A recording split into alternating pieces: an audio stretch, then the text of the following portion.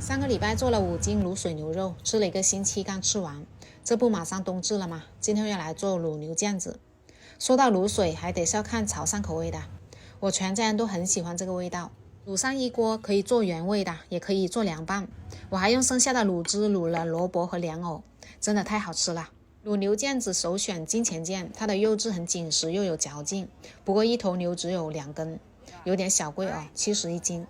我还在另外一家又买了几根这个五花腱，五花腱呢也是不错的，这个就65一斤。看一下这个纹理都很漂亮，肉里包筋，吃起来是很有弹性，很脆爽的。清洗干净以后就拍扁一把姜葱蒜和香菜给它放下去。我一直都是用这款潮汕卤汁，它是潮汕当地人用20多种香料熬制而成的，一打开你就能闻到很香很香的卤水味了，卤啥都好吃。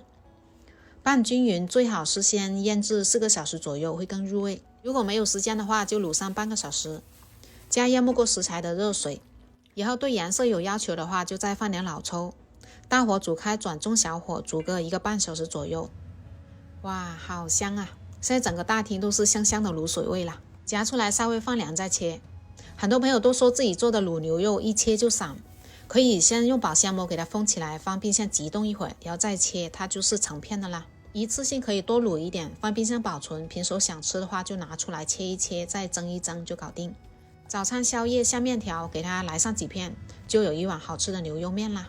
我一边在切一边咽口水，趁热乎我都忍不住吃了好几块啦。有筋有肉，口感特别丰富。